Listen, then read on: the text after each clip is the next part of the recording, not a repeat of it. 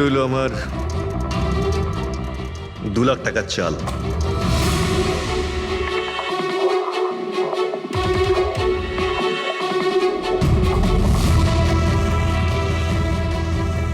আমার 3 লাখ টাকার চাল।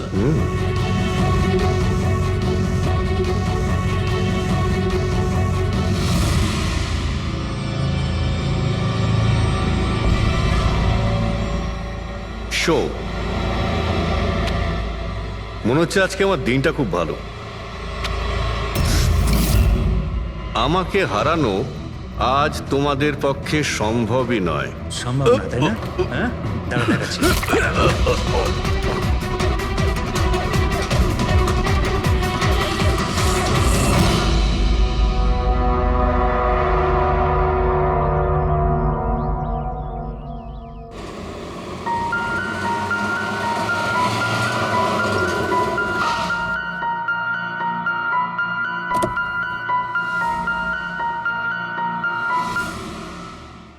চলো বাচ্চারা,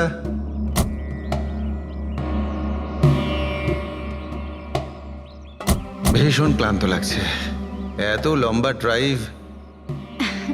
হেমন্ত, তুমি তো জানো আমরা ভ্যাকেশনে এসেছি, তাহলে কিছুদিন তুমি বিশ্রাম করে নিও। ওকে ওকে বাবা, ঠিক আছে, দরজা তো খোলো, আমি লাগেজগুলো নিয়ে আসছি। হ্যাঁ। এসো।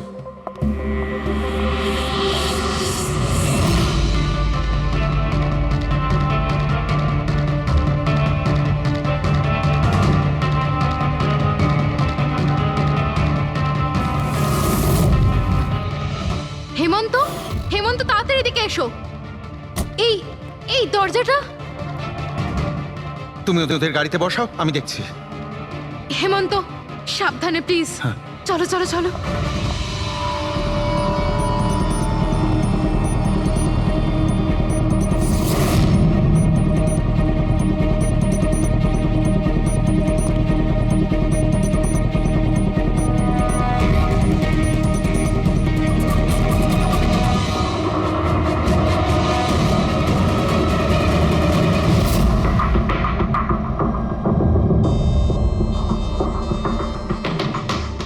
তিন চারবার আঘাত করেছে ছুরি দিয়ে। লাশ খুব একটা পুরনো নয়, মনে হচ্ছে কাল রাতে খুন হয়েছে এর। জুয়া খেলার সময় মারা গিয়েছে। এই 5টা গ্লাস পড়ে আছে এখানে, আর এই 5টা ভাগে তাস বাটা আছে। মনে হচ্ছে এছাড়া আরো 4 জন ছিল, ওদের মধ্যে কেউ একজন মেরেছে একে। বাইরে থেকেও কেউ আসতে পারে। পুরবী পঙ্কজ, একটু দেখো তো এই জালনা কিংবা দরজা ভাঙা নেই তো? মিস্টার হেমন্ত, এই লোকটা কে? না স্যার, আমি তো এনাকে আগে কখনো দেখিও নি। এই লোকটা আপনার ঘরে মরে পড়ে আছে, আর দেওয়ালের চারিদিকে ওর ছবি লাগানো আছে। এটা কি করে সম্ভব? একজন অচেনা লোক আপনার এই হলিডে হোমে এসে তাস খেলছে, মারা গেছে। How it possible?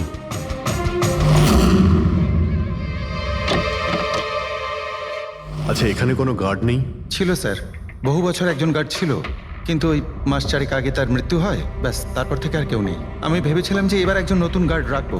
আমায় বিশ্বাস করুন, আমি একদম সত্যি বলছি, আমি এই ভদ্রলোককে চিনিও না।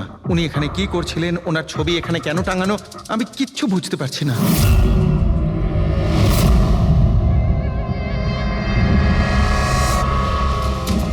Pankaj,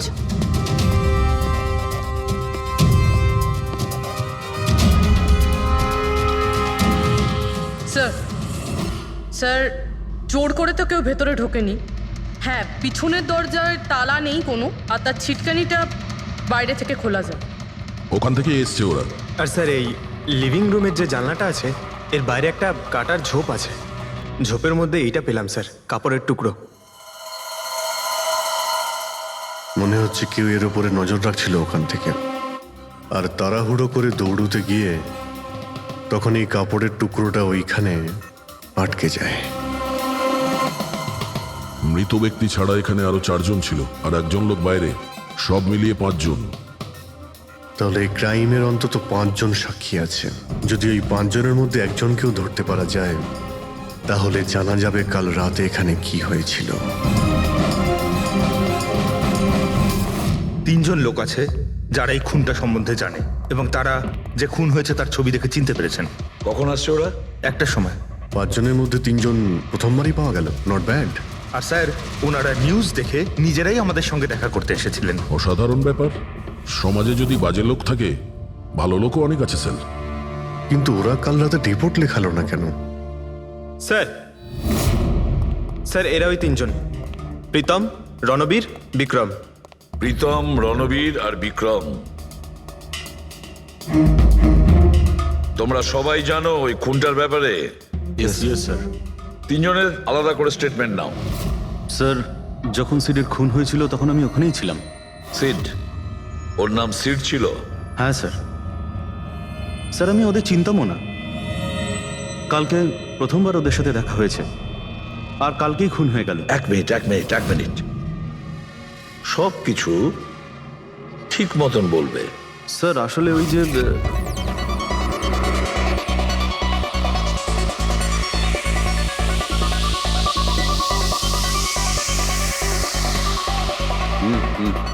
sure sir. কি হয়েছে স্যার? আপনি বোর হচ্ছেন? ক্লাবে ভালো লাগছে না আপনার? ক্লাব? তুমি এটাকে ক্লাব বলছো? মনে হচ্ছে ক্লাব তুমি দেখোইনি। স্যার, আপনি এখানে নতুন এসেছেন, এই শহরে প্রথমবার এসেছেন? হ্যাঁ, নিউ ইয়র্কে থাকি। একটা কাজের জন্য ইন্ডিয়াতে এসেছি। কাজ শেষ হয়ে গেছে আর শহরে বসে বোর হচ্ছি। আপনার বোর্ডন দূর করার একটা রাস্তা আছে আমার কাছে। রিয়েলি? কি? একটু এক্সপেন্সিভ। সেটা চিন্তা তোমায় করতে হবে না। কি রাস্তা আছে সেটা বলো।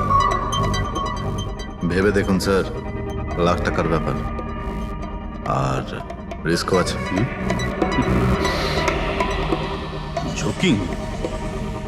রিস্ক নেওয়া আমার হবি, আর সেটা যদি হয় টাকার, সেটা আমার কাছে অনেক আছে। কাজটা বলো। সুপার দেন। তুমি কি ধরনের জোকিং এর কথা বলছো? এরকম কোনো ব্যাপার নেই স্যার, শুধু জুয়া খেলতে হবে। লাখ টাকা, জিতে গেলে মালামাল, আর হেরে গেলে কঙ্কাল। আর এমনিতেও আপনার টাকার তো কোনো চাপ নেই। তাহলে চলুন আমার সাথে, কাম। যাচ্ছ কোথায়? এক ভদ্রলোকের বাড়ি।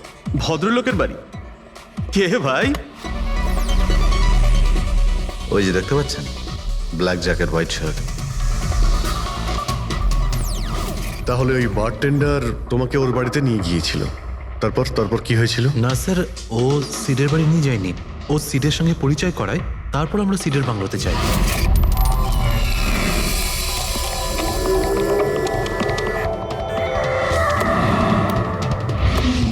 আর যখন আমরা ওখানে পৌঁছলাম তখন আগে থেকেই দুজন ওখানে ছিল।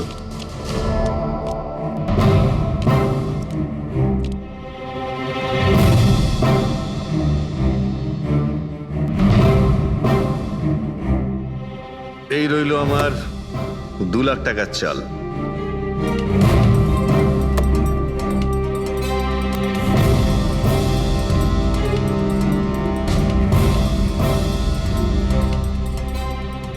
শো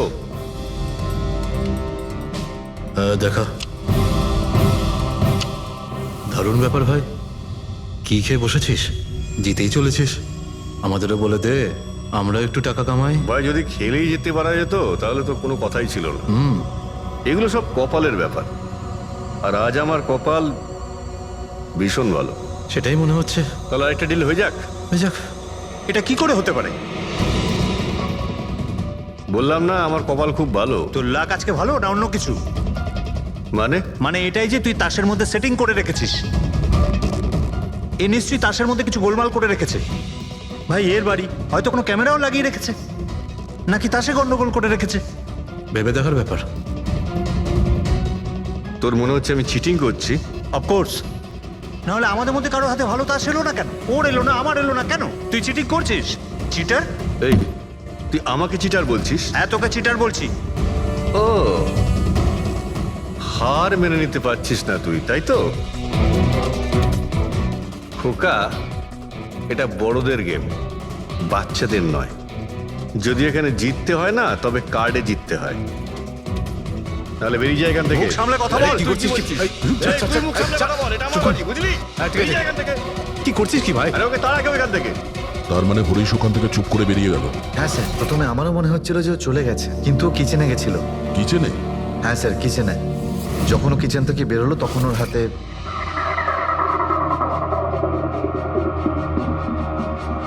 তুই আবার এসেছিস এখানে? তোকে বলেছি না এখানে আসবি না? বেরো এখান থেকে। কি হলো কি? এই তুই আবার হাত দিচ্ছিস গায়ে? আরে ভাই, আরে কি করলি কি তুই? আরে মেরে দিল ওকে। এটা এটা কি করলে? মেরে দিলে? আমি অ্যাম্বুলেন্সকে কল করছি, তোরা এখানে থাক। আরে মরে গেছো। পুলিশকে ফোন কর, না হলে আমরা সবাই ফেসে যাবো। পুলিশকে ফোন করলে আমরা বেঁচে যাব?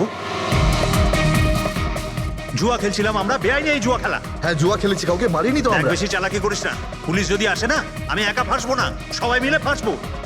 সেভ একটা কাজ করতে পারি, তোরা এখান থেকে যা, আমি কাজটা খতম করে আসছি। তোমরা কত টাকা হেরেছিলে? স্যার 30 লাখ। আমার প্রায় 50 লাখ মতন। স্যার 35 লাখ। এক মিনিট রণবীর, তুমি বলেছিলে যে সিড ওই সময় সাদা শার্ট পরেছিল, ইয়ে স্যার, উনি সাদা শার্টই পরেছিল। আর বিক্রম তুমি বলেছিলে যে ও হলুদ শার্ট পরেছিল। হ্যাঁ স্যার, ও হলুদ শার্টই পরেছিল। ও সাদা বা হলুদ রঙের শার্ট পরেছিল না, একটু ব্লুইশ কালার ছিল শার্টটার, আমার ভালো মনে আছে। কিভাবে সেটা হয়? আমরা যখন লাশটাকে পেয়েছিলাম তখন ও হোয়াইট কালারের শার্ট পরেছিল, আর রণবীরও তো এই একই কথা বলছে। এটা কিভাবে সম্ভব? একই সময়ে আলাদা আলাদা ড্রেসে কিভাবে খুন হয়? স্যার যখন মার্ডার হলো তখন এটা কেউ ছিলই না ওখানে। ছিল না মানে? মানে এটাই যে আমার ভালো মতো মনে আছে, এটা 6 মাস আগের ঘটনা। এরা ছিল না ওখানে। না স্যার, এটা পুরো 1 বছর আগের কথা। কি সব বলছে স্যার এরা? ফোন তো কাল রাতে হয়েছে, তাই না? এক্স্যাক্টলি, খুনটা গতকাল রাতেই হয়েছিল। আর সেই সময় উনি সাদা রঙের শার্টই পরেছিলেন। এক মিনিট, এসব তোমরা কি বলছো? কাল রাত, 6 মাস, 1 বছর আগে? হ্যাঁ স্যার। আই হোপ তোমরা একটা লোকের মার্ডারের কথা বলছো যা কাল রাতে হয়েছিল, তাই তো? আর তোমরা বলছো এই দুইজন ছিল না মার্ডারের সময়? স্যার এরা দুজন ওখানে ছিল না। আমি যে মার্ডারের কথা বলছি সেটা 6 মাস আগে হয়েছে। স্যার খুনটা কাল রাতেই হয়েছিল, আর সেই সময় যারা ছিল সেই দুজন অন্য কেউ ছিল, ওরা তখন ওখানে ছিল না। হ্যাঁ স্যার, ওরা ঠিক বলছে, আমিও চিনি না এদেরকে। তোমরা তিনজনের সিডের কথাই বলছো তো? আর মার্ডার হওয়ার আগে ও তোমাদের সঙ্গে চেরিস ক্লাবে দেখা করেছিল তো? আর তারপরে ও তোমাকে হেমন্ত বিলায় নিয়ে গেছে। না স্যার, ও আমাকে সংকল্প ম্যানশনে নিয়ে গেছিল, আর সেটা ওই কীর্তি হিলসে। হ্যাঁ কীর্তি হিলসে ছিল। না স্যার, ও আমাকে ইয়াশ হাউসে নিয়ে গেছিল, যেটা কার্টিস রোডে রয়েছে। একটাই লোক তিনবার তিন জায়গায় 3 রকম আলাদা আলাদা জামা কাপড় পরে কি করে মরতে পারে? হ্যাঁ সালুকে বলো। আচ্ছা ঠিক আছে, ওকে। অজিত, সালুকে কোনো সূত্র খুঁজে পেয়েছে। তোমরা যাও সালুকের সঙ্গে দেখা করো, আর ততক্ষণে আমি এদেরকে একটু জিজ্ঞাসাবাদ করি।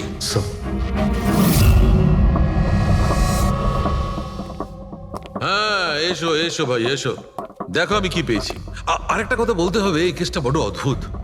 হ্যাঁ ডক্টর সালুকে, কেসটা তো খুবই অদ্ভুত, আর যেগুলো আমরা জানতে পেরেছি ওগুলো। আরে না ভাই, ওইটাও তো অদ্ভুত নয়, আমি যেটা তোমাদের বলতে যাচ্ছি সেটা অদ্ভুত। হ্যাঁ কি হলো? তুমি এদিক ওদিক কি দেখছো? কিছু না। ঠিক তো? না, আমি আপনার কথাই শুনছি। কি বলছেন স্যার? ও আচ্ছা, হ্যাঁ তো আমি কি বলছি? ও হ্যাঁ, অদ্ভুত। দেখো, আমি এর রক্তের সঙ্গে সঙ্গে রক্তের মতো আর একটা জিনিস পেয়েছি। রক্তের মতো? স্যার আপনার সন্দেহ একদম ঠিক ছিল, এটা ডাই ছিল। আরে সারিকা, তুমি এসে গেছো? মানে আমি বলতে চাইছি, কি বলছো তুমি?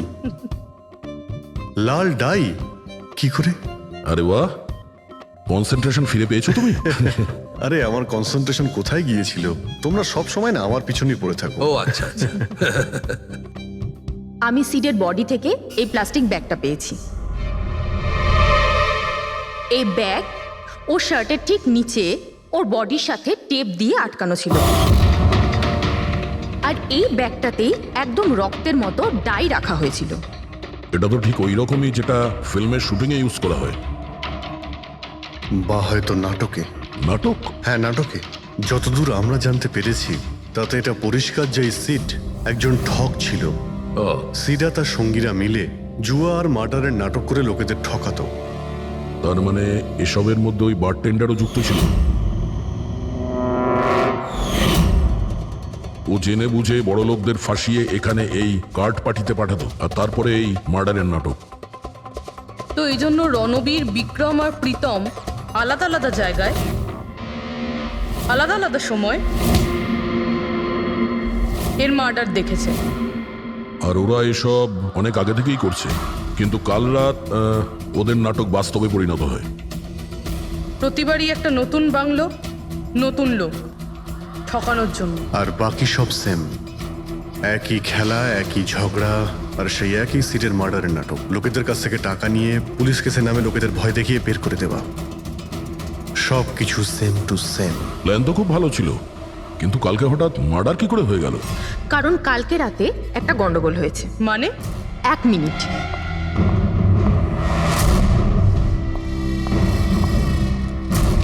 স্যার, আর এই হচ্ছে ছুরি। এই ছুরিটাও সেই রকমই নকল যেমনই রক্তটা। যদি এটাকে কারোর শরীরে মারা যায় তখন এটা শরীরের ভেতরে যায় না, এটা ছুরির ভেতরেই চলে যায়। এই দেখো। কিন্তু ডক্টর, এটা যদি নকল চাকু হয় তাহলে এই নকল চাকু দিয়ে সিড মারা গেল কি করে? কালকে রাতে একটা ভুল হয়েছিল। এখানে একটা পেঁচ আছে, এই দেখো। যদি এই পেঁচটাকে ঘুরিয়ে দেওয়া যায় তখন এই ফলাটা আটকে যায়, ভেতরে ঢুকতে পারে না। তারপর এই ছুরিটা দিয়ে কেউ যদি আঘাত করে শরীরের ভেতরে ঢুকে যায়। কেউ ইচ্ছে করে এই ছুরিটাকে এরকম বানিয়েছে যাতে সিড মরে যায়। এরকম তো সেই লোকটাই করতে পারে যে এই খেলার ব্যাপারে সব কিছু জানতো। এটা বোধহয় সে যে লিভিং রুমের ব্যালকনিতে ছিল, যার কাপড়ের টুকরো আমরা পেয়েছিলাম। আর দ্বিতীয়ত, আমাদের খুনির কাছে সে পৌঁছবে যে বাকি লোকেদের কার্ড পার্টি পর্যন্ত পৌঁছেছে। ওই bartender Dinesh. Excuse me? I am sorry sir, এখনো ক্লাব ওপেন হতে বেশ কিছুটা সময় বাকি আছে। Sorry sir. আমরা একটা কেসের ব্যাপারে এখানে এসেছি, আমরা সিআইডি থেকে। সিআইডি? হ্যাঁ বলুন স্যার, আমি কি করতে পারি আপনার জন্য? স্টাফেদের সঙ্গে কিছু কথা আছে। স্টাফেরা এখানে আছে? এখন সবাই তো এখানে নেই, কিছু লোক আছে যারা লকার রুমে ইউনিফর্ম চেঞ্জ করছে। আপনাদের একজন বারটেন্ডার দিনেশ, সে কোথায়? ম্যাম, কাল থেকে ও কাজে আসেনি, জানি না না বলে কোথায় গেছে। আচ্ছা স্যার, ব্যাপারটা কি? ও কিছু ঘটিয়েছে নাকি? করেছে কি করেনি সেটা পরে আপনি জানতে পারবেন। আপাতত আপনি ওর অ্যাড্রেস দিন আমাদের। স্যার, ও এখানে যে অ্যাড্রেস দিয়েছিল সেটা ভুল অ্যাড্রেস। অ্যাকচুয়ালি ও যখন উধাও হয়ে গিয়েছিল এখানে অ্যাড্রেস বুক থেকে ওর সব ডিটেলস বার করেছিলাম আমি, কিন্তু তারপর দেখলাম যে অ্যাড্রেসটা ভুল। আপনি চাইলে আমি আপনাকে অ্যাড্রেসটা দিতে পারি, কিন্তু আমার মনে হয় না আপনি ওকে ওখানে খুঁজে পাবেন। আপনি যখন কাউকে কাজে রাখেন তখন তাদের ডিটেলস নিয়ে রাখেন না? আপনি কি জানেন আপনার এই বারকে সামনে রেখে ও লোককে ঠকাতো? হোয়াট? আর আমরা এখন ওকে একটা খুনের ব্যাপারে খুঁজছি। Murder? I am sorry ma'am, আমি সত্যিই জানতাম না। সেই জন্যই আগে থেকে ভালো করে খোঁজ নিতে হয়। রুলসগুলো আপনার ভালো করে ফলো করা উচিত ছিল। আগে থেকে এগুলো করলে আজকে এরকম প্রবলেম হতো না। I am sorry sir. আচ্ছা, এই দিনের সম্পর্কে আর কি বলতে পারো? কিছু জানো ওর সম্পর্কে? না স্যার, তেমন বিশেষ কিছু নয়, কারণ ও খুব কম কথা বলতো, বেশিরভাগ চুপ করেই থাকতো। সেই জন্য ওর বন্ধু কম ছিল, শুধু এক মেয়ে ছাড়া, মানসী। ও এখানে ওয়েট্রেসের কাজ করে। ওদের মধ্যে ভালো ভাব ছিল, যদিও ওরা দুজনে কোনোদিন এটা প্রকাশ করেনি, কিন্তু আমার মনে হয় যে ওদের মধ্যে প্রেমের সম্পর্ক ছিল। তো আপনি মানসীকে জিজ্ঞেস করেননি কি ছিল ওদের মধ্যে? জিজ্ঞেস করেছিলাম ওকে, কিন্তু ও নিজেও জানে না। কোনো ব্যাপার না, মানুষকে একবার ডাকুন তো। ঠিক আছে স্যার। স্যার, মানসী। মানসী দিনেশ তোমার বন্ধু ছিল? ছিল মানে? ও ঠিক আছে তো? দেখো, একটা খুন হয়েছে, আমরা সন্দেহ করছি দিনেশ ওটাতে ইনভলভ আছে। আমরা ওকে খুঁজছি। তুমি জানো কোথায় আছে ও? আমি নিজেই অনেক টেনশনে আছি, ওর ফোনও লাগছে না। আর ও এখানে যে অ্যাড্রেসটা দিয়েছিল সেটাও নকল। আর আপনারা বলছেন যে ও কোনো মার্ডারের সাথে যুক্ত? আচ্ছা, আপনি তো ওকে খুব ভালো করেই জানতেন না? হ্যাঁ স্যার, আমরা একে অপরকে ভালোবাসতাম আর আমরা বিয়েও করতে চলেছিলাম। সেই জন্য ও কিছু টাকা জোগাড় করতে চাইছিল। আচ্ছা, ও এই টাকাটা ক্লাবের চাকরি থেকে জমাচ্ছিল নাকি অন্য কোনো সাইড বিজনেস ছিল ওর? চাকরি ছাড়া ও শেয়ার বিজনেসে ও টাকা লাগিয়েছিল। আর আমাকে বলতো যে ও অনেক টাকা রোজগার করছে, আমাকে দামি দামি গিফট দিত আর দামি দামি রেস্টুরেন্টও নিয়ে যেত। তো ও তোমায় ওর ঠকানোর বিজনেসের ব্যাপারে কিছুই বলেনি? ওর কোনো ছবি আছে তোমার কাছে? হ্যাঁ আছে।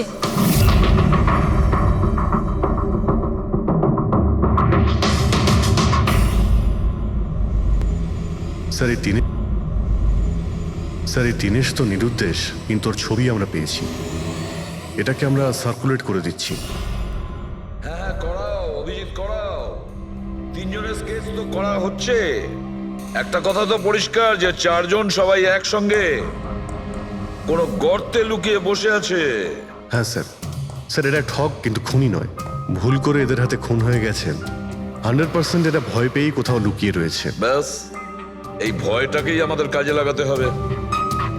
এমন ভাবে ভয় দেখাতে হবে যে ওরা নিশ্চয়ই কোনো ভুল করে থাকবে আর আমরা খপ করে ধরে ফেলবো। স্যার স্যার, হ্যাঁ স্কেচ তৈরি। ওকে স্যার, হ্যাঁ এই তিনজনই জুয়ারি, আর যে ছুরি মেরেছে সে হলো হরিশ। একটা কাজ করো, এই তিনটে স্কেচই আর ওই বারটেন্ডারের ছবি প্রতিটা police station, railway station, bus stand, লজে সব জায়গায় পাঠিয়ে দাও। আর সমস্ত নিউজ চ্যানেলেও পাঠিয়ে দাও। আর ওদেরকে জানিয়ে দাও যে 24 ঘন্টা যেন এদের ছবি দেখানো হয়। প্রত্যেকটা বাড়িতে এদের ফটো দেখাতে হবে। তারপরে দেখবো কতদিন লুকিয়ে থাকে আমাদের হাত থেকে। এই 4টে ফটো খুব ভালো করে দেখুন। এই 4জন এই হত্যাকাণ্ডে জড়িত। এদের ব্যাপারে কোনো রকম সূত্র বা কোনো রকম খবর পেলে সিআইডি কে এই নাম্বারে খুব তাড়াতাড়ি যোগাযোগ করবেন। এরা খুবই ভয়ানক। এরা সবাই ইন্ডাস্ট্রিয়ালিস্ট হেমন্ত কুমারের ফার্ম হাউসে নিজেরই এক বন্ধুকে খুন করে পালিয়ে গেছে।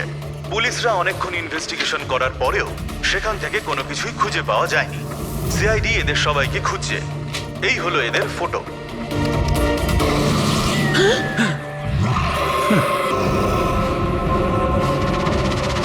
ভাই শোন না, ম্যাচটা চালু কর না, ম্যাচ হচ্ছে। এরা সবাই ইন্ডাস্ট্রিয়ালিস্ট হেমন্ত কুমারের ফার্ম হাউসে নিজেরই এক বন্ধুকে খুন করে পালিয়ে গেছে। সিআইডি এদের সবাইকে খুঁজছে। এই হলো এদের ফটো। দেখলি তুই, এরা তো সবকিছু জেনে ফেলেছে। ভাই ছবি টবি সব দেখাচ্ছে, সমস্ত ডিটেলস দেখাচ্ছে। বাজেভাবে ফেসে যাবো ভাই এসবে। হাসবো তো বটেই। আমি তোদের আগেই বলেছিলাম যে চল পালিয়ে যাই, কিন্তু তোরা তো শুনলেই না। এবার এবার পুলিশ আসবে, সব জায়গায় খোঁজ করবে, আর তখন আরে এখনো অনেক সময় আছে। চল পালাই। এই ব্যাগ তোলা, সবাই মিলে পালাই, চল।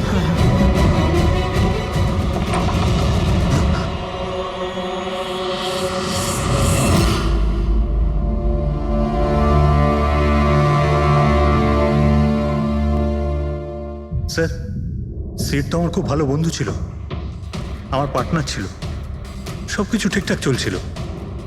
এতদিন ধরে কোনো গোলমাল হয়নি। ওই রাতে কি যে হলো, আমি তো অন্যান্য বারের মতোই নকল ছুরিই মেরেছিলাম, কিন্তু মানে মানে জানি না কিভাবে মরলো, আমি জানি না। এও জানে না। ওসব নাটক বন্ধ করো আর সত্যি করে বলো। বলো। স্যার, আমরা ধনী আর এনআরআই লোকদের বোকা বানিয়ে ঠকাতাম, আর দিনেশ ওই জেডিস ক্লাব থেকে এই ধরনের বোকাদের সিডের কাছে আনতো। তারপর আমরা সেই বড় লোক এনআরআই লোকগুলোকে কোনো খালি নির্জন বাংলোয় নিয়ে যেতাম, যেটা আমরা প্রথম থেকেই সিডের বাংলোর মতো সাজিয়ে রাখতাম। হ্যাঁ স্যার, আমার একটা বিজনেসও আছে স্যার, রিয়েল এস্টেটের বিজনেস। তাই স্যার এই কাজের জন্য এরকমই খালি শুনশান বাংলোর খোঁজ করতাম আমি স্যার, আর তারপর অ্যাভেলেবেল করাতাম এই কাজের জন্য স্যার।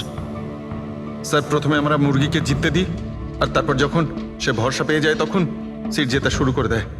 এই সব কিছুর প্ল্যান থাকতো স্যার, সিট জিততেই থাকতো, আর ওরা আমার মধ্যে ঝগড়া শুরু হতো, আর আমি রেগে গিয়ে ওকে খুন করে দিতাম, মানে মিথ্যে করেই। এসব দেখে ধনী এনআরআই লোক ঘাবড়ে যেত আর ওদের টাকা পয়সা ফেলে পালিয়ে যেত। উঠে পর, নাটক শেষ, চলে গেছে ও।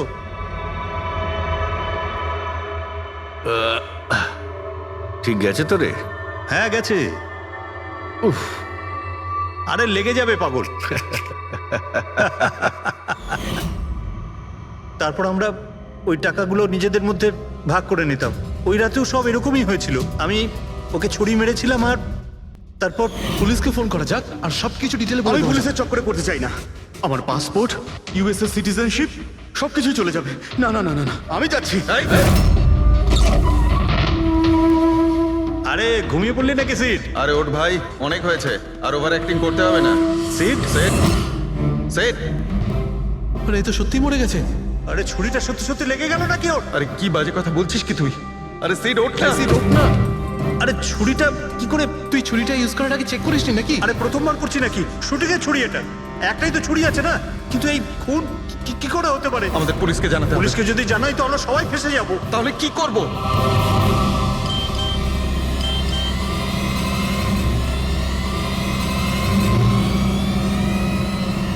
তোর খেলাটা ভেস্তে গেছে ভাই। কি? এই এই কেটে দেখ, এই দেখ ফটো আছে।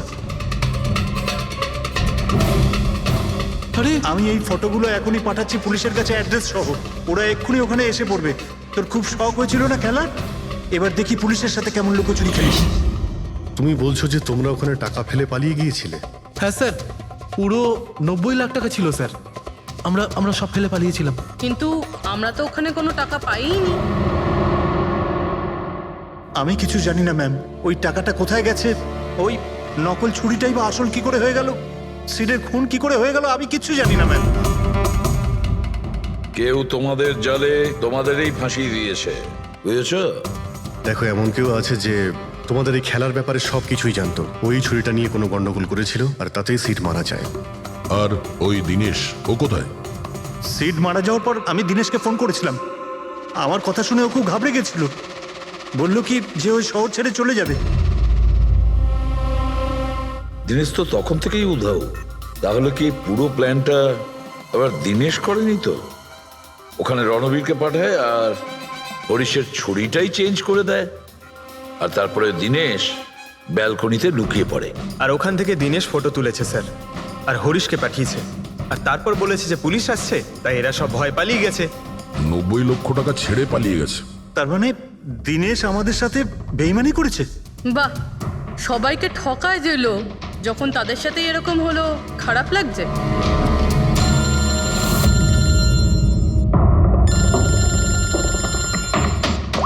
হ্যাঁ বলো সালুকে। ফ্যান্টাস্টিক, ঠিক আছে। সালুকে বললো যে প্রমাণ পাওয়া গেছে, যে জিনিস দুটো আমরা দিনেশের কথায় আমরা পাঠিয়েছি। ওর ইউনিফর্ম আর জিম ব্যাগ। হ্যাঁ দা, যে কাপড়ের টুকরো আমরা ব্যালকনি থেকে পাই, ওই টুকরোর সঙ্গে এই দিনেশের ইউনিফর্মের কাপড় ম্যাচ করছে। স্যার, তার মানে খুনি দিনেশ?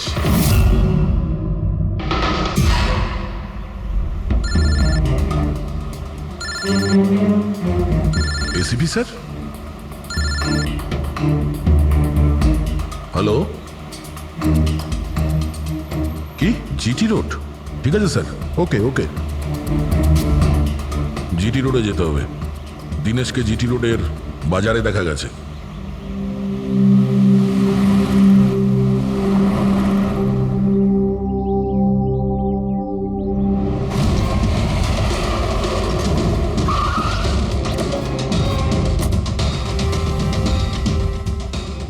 ভাই, এই লোকটাকে দেখেছো এখানে?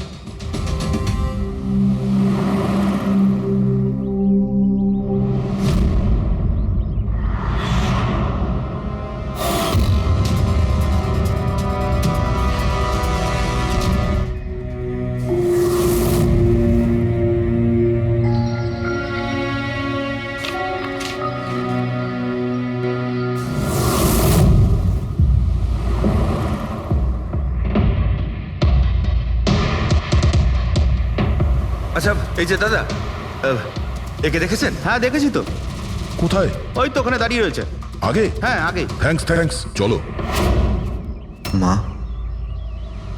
বাবা, আমায় ক্ষমা করে দিও। আমি তোমাকে অনেক কষ্ট দিয়েছি, তোমাদের মান সম্মান ডুবিয়ে দিয়েছি, কিন্তু একটা সত্যি কথা, আমি খুনি নই, আমি কাউকে খুন করিনি। আমি শুধু একটু টাকা ইনকাম করতে চেয়েছিলাম, কিন্তু আমি জানতাম আজ নয়তো কাল পুলিশ আমাকে ধরেই নেবে। এটা হওয়ারই ছিল।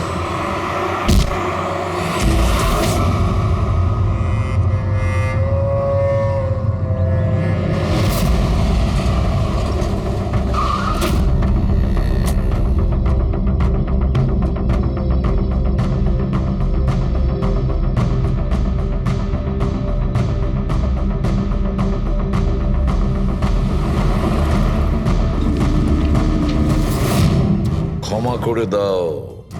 এই বদনাম নিয়ে বেঁচে থাকার থেকে মরে যাওয়া ভালো। স্যার আমরা সিসিটিভি ফুটেজ চেক করে দেখেছি, ওকে দেখে ওখানে ডিপ্রেসড মনে হচ্ছিল। স্যার মনে তো হচ্ছে না কেউ ওকে ফোর্স করেছিল, ও নিজের ইচ্ছেতেই মারা গিয়েছে। সুইসাইড নোট করে তো মনে হচ্ছে স্যার ও এই কাজের ব্যাপারে খুব লজ্জিত ছিল। ও এ ব্যাপারে জড়িত তো ছিল, কিন্তু সিটকেও মারেনি। স্যার দিনেশ নয় তো আর কে হতে পারে? এদের এইসব খেলার ব্যাপারে আর তো কেউ জানতোই না। এরকম ব্যাপার নয় তো যে এরা যাদেরকে ঠকিয়েছিল ওদের মধ্যে কেউ এদের থেকে প্রতিশোধ নিচ্ছে? হতে পারে। একটা কাজ করি, আমরা বোর্ডের ওপর পুরো সাসপেক্টদের নাম লিখি, ওদের ফটোগুলো ওই সাসপেক্ট মানে ওই এনআরআই যাকে হরিশ আর তার দুই বন্ধু মিলে ঠকিয়েছে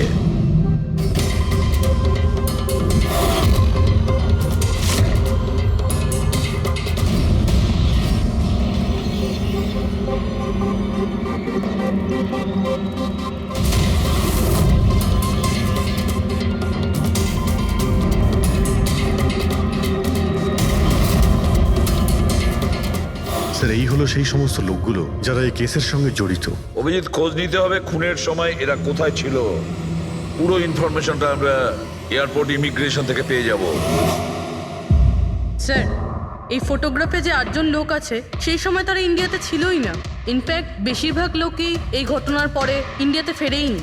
শুধু এই 4 জন ছাড়া এই 3 জন সাক্ষী, বিক্রম, রণবীর, প্রীতম আর মিস্টার রানা।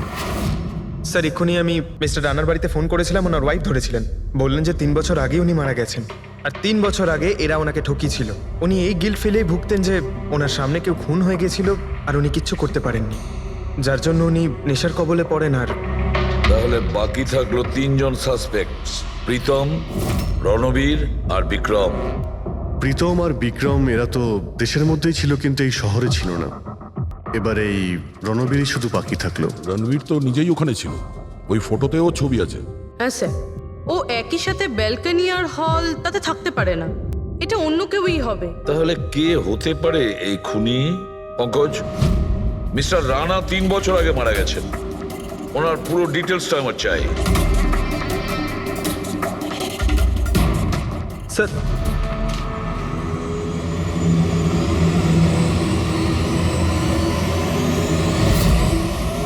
এটা কোনো একজন লোকের কাজ নয়, অন্য কেউ আছে যে ওর সঙ্গে কাজটা করেছে। আমার তো মনে হচ্ছে যে খুনি আমাদের চোখের সামনেই আছে, শুধু আমরাই ওকে দেখতে পাচ্ছি না। ইয়েস, খুনি তো আমাদের সামনেই ঘুরছে। কি কথা বলেছো ফ্রেডি, সুপার। আমি স্যার? হ্যাঁ তুমি। খুনি সত্যিই আমাদের চোখের সামনে ঘুরছে, কিন্তু আমরা ওকে দেখতে পাচ্ছি না। কিন্তু এখন আমি বুঝতে পেরে গেছি। হোটেলে যাই। হোটেল? হ্যাঁ হোটেল। থিওরি হিসেবে ওর হোটেলেই থাকার কথা। একবার যদি জানতে পারি যে খুনি ওই, তাহলে ওর সঙ্গী আর জুয়োর টাকা সব পেয়ে যাবো। তাহলে চলুন স্যার, তাড়াতাড়ি যাওয়া যাক আর ওকে ধরে ফেলি গিয়ে। ধরবে না ওকে, ওর ওপর নজর রাখতে হবে। আর হ্যাঁ, যদি বেশি চালাকি করে তাহলে ছাড়বো না ওকে।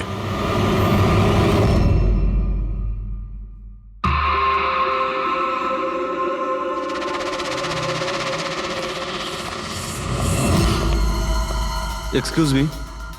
হ্যাঁ স্যার। আমি আপনার ফোন থেকে একটা ফোন করতে চাই। করুন স্যার। ওয়েল, আমার একটু প্রাইভেট কথা ছিল আর কি। এছাড়া কি আপনার কাছে অন্য কোনো ফোন আছে?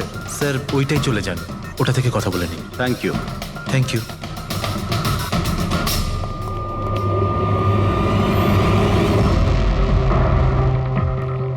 শোনো ভাই। হ্যাঁ স্যার। আমরা সিআইডি থেকে আসছি, আমরা এই লোকটাকে ফলো করছি। এই লোকটা যে কথা বলছে ওটা আমাদের শুনতে হবে যে কি কথা বলছে। স্যার ওই ফোনটা এই ফোনটার সাথে কানেক্টেড। আমার মনে হচ্ছে সিআইডি কিছুই জানতে পারেনি, প্ল্যানটা সাকসেসফুল। আমাদের প্ল্যানটা খারাপ করার শুধু একটাই লোক ছিল, আর সে ছিল দিনেশ।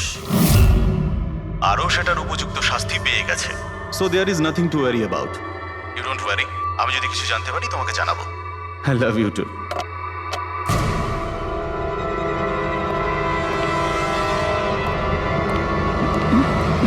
এই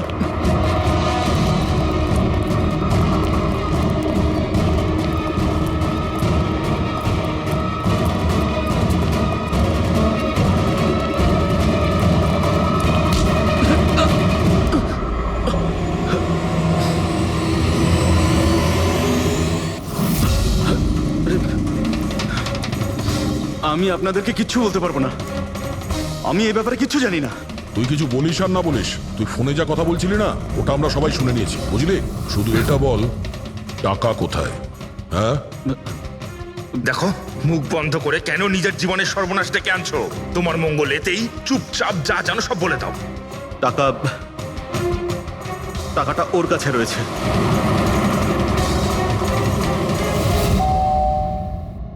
একটু দেখ তো মা, কে বেল বাজাচ্ছে? হ্যাঁ মা।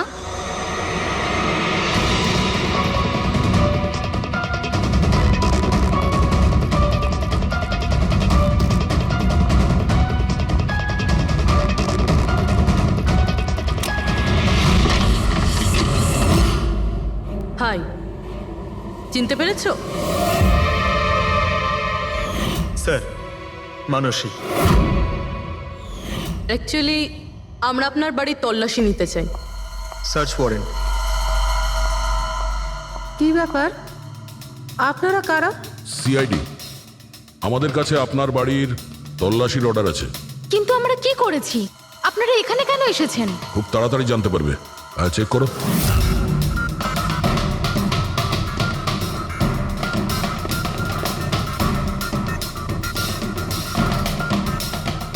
দয়া স্যার,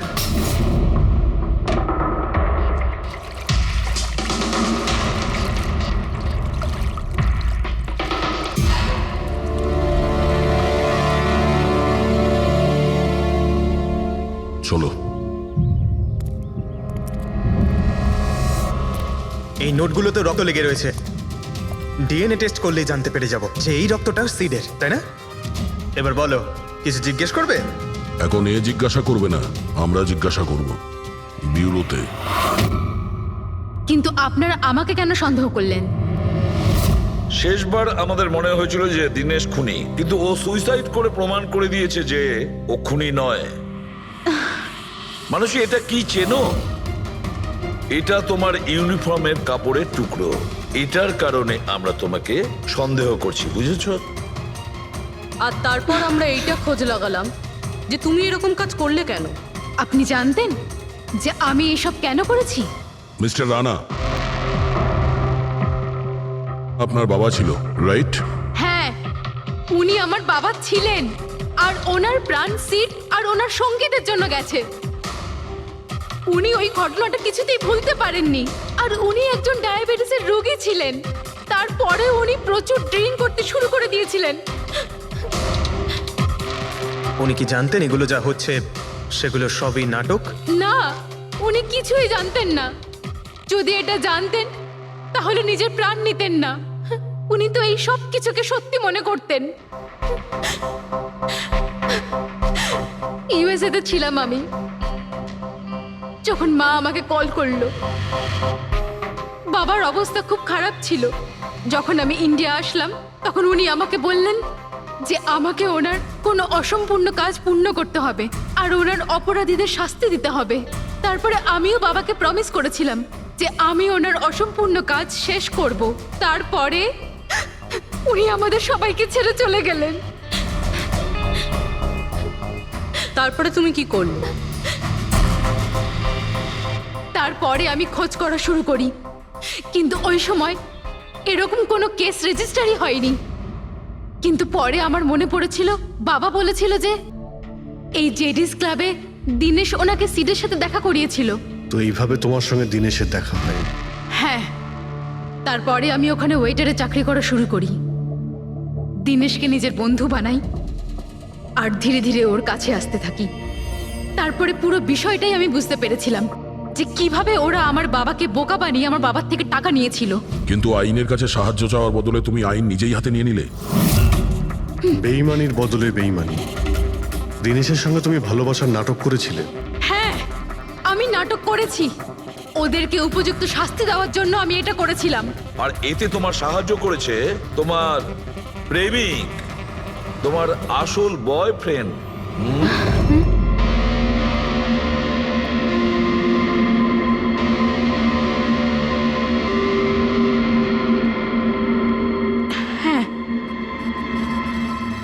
আমরা দুজনে মিলে প্ল্যান করেছিলাম।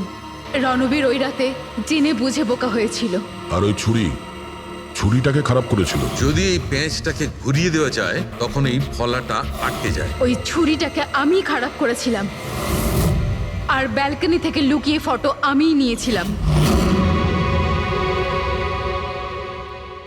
তারপরে আমি ওই ফটো হরিশকে পাঠিয়েছিলাম, আর ওদেরকে ওখান থেকে তাড়িয়ে দিলাম, আর আমি টাকাগুলো নিয়ে ওখান থেকে বেরিয়ে পড়লাম। আমি আমার বাবাকে দেওয়া প্রমিস পূরণ করেছি। ওই টাকাটা আমার বাবার ছিল, আমি ওনার প্রতি ন্যায় করেছি। ভুল। ওই ন্যায় বিচার করা তোমার কাজ নয়, সেটা করবে আদালত। তুমি আইন নিজের হাতে নিয়েছিলে, আর একটা খুব মস্ত বড় অপরাধ করেছো। আইন তোমাকে কঠোর থেকে কঠোরতম শাস্তি দেবে। তোমাদের দুজনকে কঠোর শাস্তি দেবে।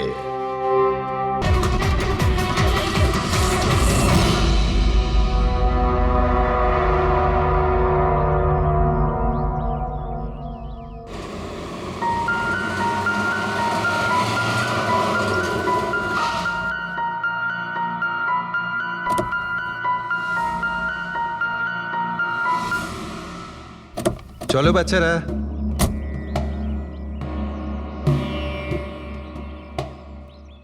ভীষণ ক্লান্ত লাগছে, এত লম্বা ড্রাইভ।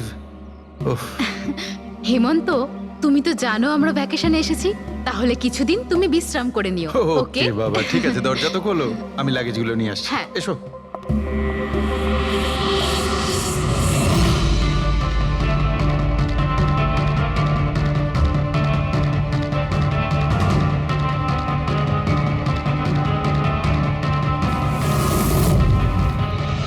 হেমন্ত, হেমন্ত তাড়াতাড়ি এদিকে এসো। এই এই দরজাটা। তুমি ওদের গাড়িতে বসাও, আমি দেখছি।